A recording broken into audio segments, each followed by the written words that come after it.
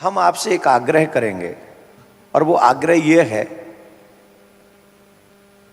सच्चे सनातनी बनो अगर सदा सुखी रहना चाहते हो तो। वैसे ही बनो जैसे तुम ये दिखना चाहते हो कि दुनिया तुमको ऐसा समझे, वैसे बनो।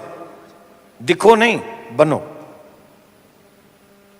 और खुद भी बनो और तुम्हारे बच्चे भी बने। सबसे अब अगर हम कोई कहे कि हम अपने संस्कृति के लिए क्या कर सकते हैं, तो सबसे बड़ा काम अपनी संस्कृति के लिए आप कर सकते हो, एक तो खुद अच्छे बनो, दूसरा अपने बच्चों को अच्छा बना दो।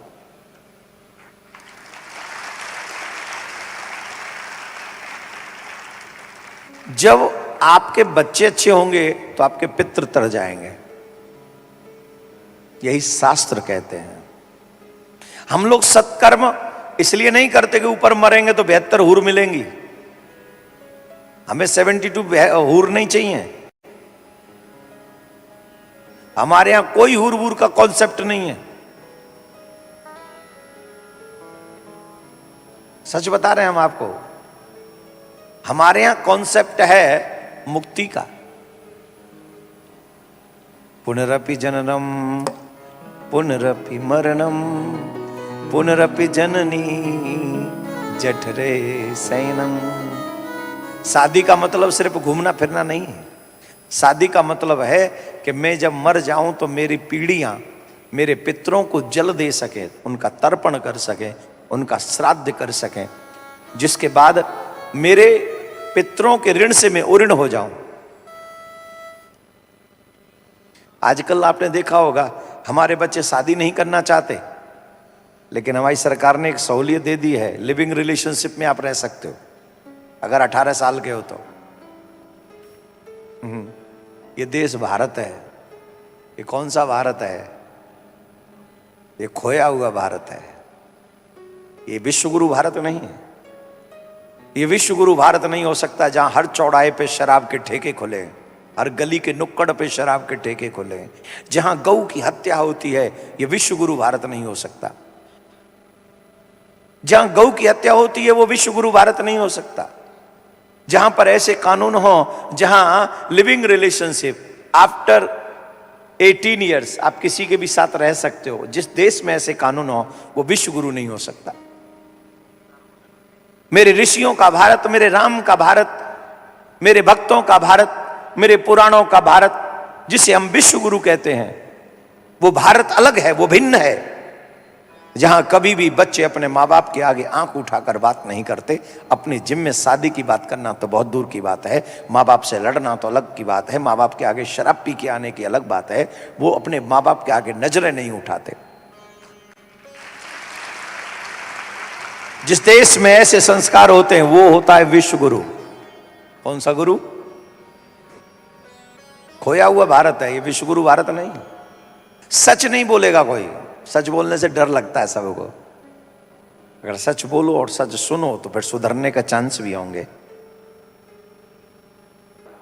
चोरी से इकट्ठे किए हुए धन से न तुम्हारी औलाद का भला नहीं हो सकता। किसी का माल मार के रख लेने से तुम धनवान नहीं हो सकते। न तुम्हारा भला होगा, न तुम्हारी आने वाली पीढ़ी का भला होगा। सबको नरक में जाना पड़ेगा।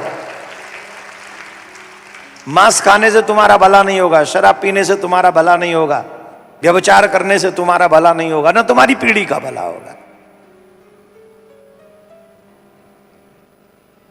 मैं वो नहीं बोलता जो तुम्हें अच्छा लगता है, पर वो बोलने का प्रयास अवश्य करता हूं जो तुम्हारे लिए अच्छा होता है। मुझे लगता है कि ये जो युवा बच्चे बैठे हैं एक आशा लेकर आते हैं कि देवकी नंदन बोल रहा है तो हमारे लिए कुछ नई चीज बोलेगा। हमारे यहां नियम है कि आप मंदिर नहीं जा सकते पी के, शराब पी के आप मंदिर नहीं जा सकते। ये नियम है कि नहीं? और मोस्टली शराबी इस बात का ध्यान भी रखते हैं। कितना भी बड़ा शराबी हो इस बात का ध्यान रखता है कि मंदिर नहीं जाना। क्यों? मैंने पी रखी है। मैंने अब ईमानदारी से बताओ, जब तुम मंदिर पी के नहीं जा सकते तो जिस घर में तुम्हारी माँ बैठी है वो एक मंदिर नहीं, करोड़ों मंदिरों से बड़ा है।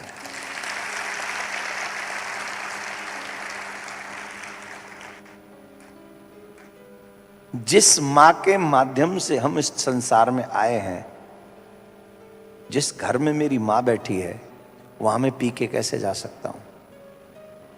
जहां मेरी बहन बैठी है, जो हर साल मेरी कलाई पर इसलिए राखी बांधती है कि मेरा भाई है तो मेरी रक्षा निश्चित करेगा,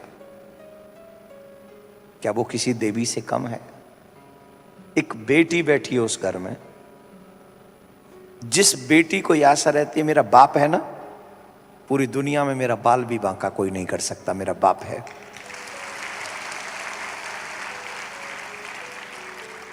तो जिस घर में तुम्हारी बेटी बैठी है वहां तुम पी के जा सकते हो।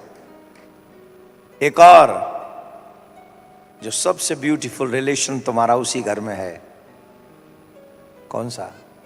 योर स्वीट वाइफ, जिसे आप लक्ष्मी कहते हो, जिसे हम लक्ष्मी कहते हैं, जिसके बिना मेरे घर की शोभा नगण्य है। जिस घर में से लक्ष्मी 1-2 दिन के लिए अपने मायके जाती है ना, वो घर खाने को दौड़ता है पति को। जिस घर में तुम्हारी लक्ष्मी रहती है, उस घर में हम पी के कैसे जा सकते हैं? मैं हाथ जोड़ के आज सच्चे सनातनियों से, एक सनातनी होने के नाते एक भीख मांग रहा हूं। 2 चीजें अपने जीवन में से निकाल दो। शराब मत पियो, नशा मत करो, मांस मत खाओ। 2 चीजें जब आपके जीवन में से निकल जाएंगी, मैं वादा करता हूं तुम अरबों खरबों पति बनो न बनो, लेकिन मेरे ठाकुर की नजर में देव तुल्य जरूर बनो।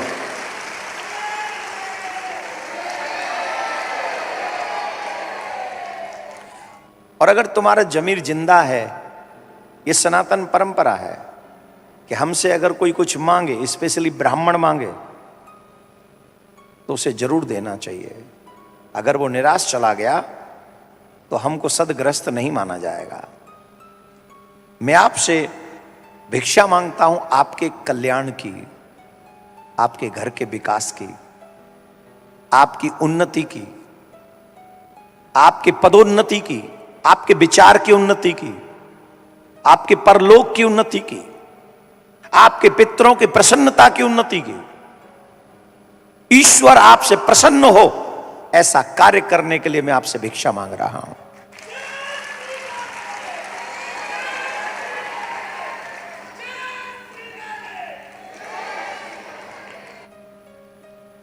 जिस घर में मदिरा पान होती है और जिस घर में मांस खाया जाता है, न तो वहां देवी देवता उस पूजा को स्वीकार करते हैं, न पितृ स्वीकार करते हैं।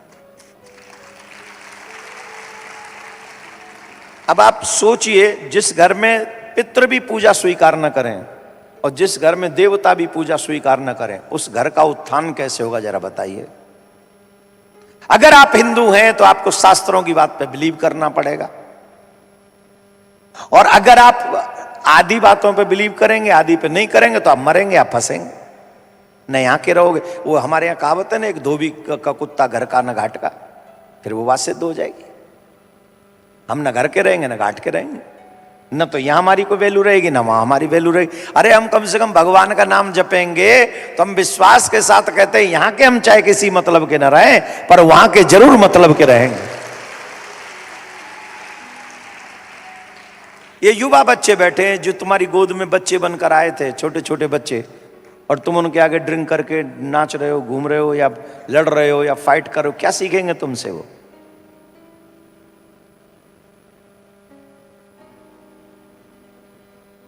मैं आपसे आग्रह करता हूं,